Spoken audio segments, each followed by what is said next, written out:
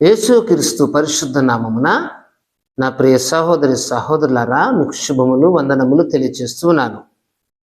ఈరోజు వాగ్దానము యోహాను రాసిన మొదటి పత్రిక 2వ అధ్యాయము 17వ వాక్యమును ధ్యానించుకుందాం.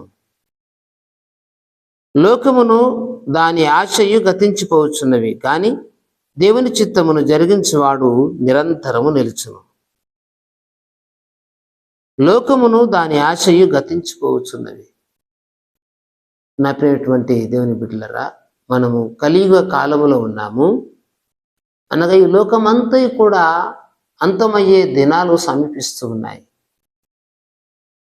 దేవుని యొక్క రాకడ సమీపించింది. దేవుని యొక్క రాకడ సమీపించినప్పుడు భూమి మీద యుద్ధాలు జరుగుతాయి, కరువులు వస్తాయి, కాటకాలు వస్తాయి. ప్రజలు భయంకరమైన జీవన విధానాన్ని గడుపుతూ ఉంటారు. విపరీతమైన పాపము పెరిగిపోతుంది. ఇవి దేవుని యొక్క రాకడకు అనేక సూచనలు ఉన్నప్పటికీ అందులో కొన్నింటిని నేను మీకు తెలియచేస్తూ ఉన్నాను. ఈ లోకమును దాని ఆశయు గతించిపోవును.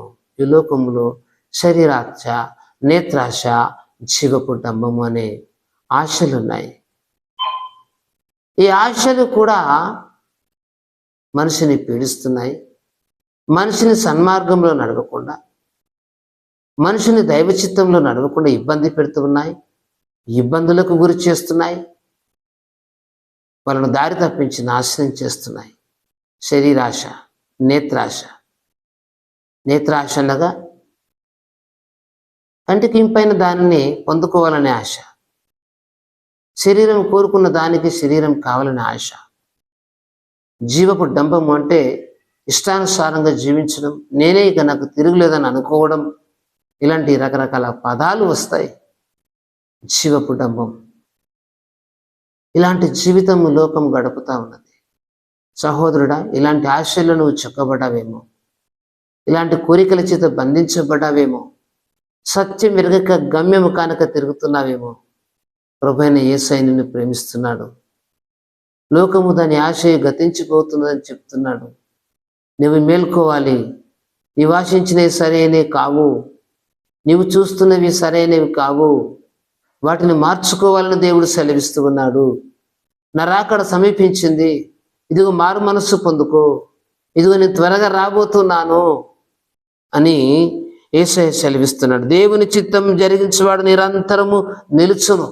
దేవుని చిత్తమును జరిగించుట అనగా సమస్త చెడుతనమును విడిచిపెట్టి, సమస్త అబద్ధమును విడిచిపెట్టి, అన్యాయము, వ్యభిచారము, దొంగతనములు, దేవునికి ఇష్టము లేని ప్రతి దానిని నీవు విడిచిపెట్టి, త్రాగుడు, మోసము, గర్వము, అహంకారము, వీటన్నిటిని నీవు విడిచిపెట్టినట్లయితే దేవుని చిత్తమును జరిగించిన వాడు.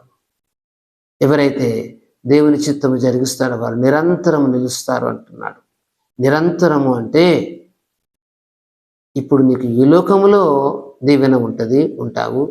పిలిచినప్పుడు దేవుని రాజ్యంలో కూడా నువ్వు నిరంతరం ఉంటావు. అంటే చావు లేని వ్యక్తిగా, నీ ఆత్మకు చావు ఉండదు.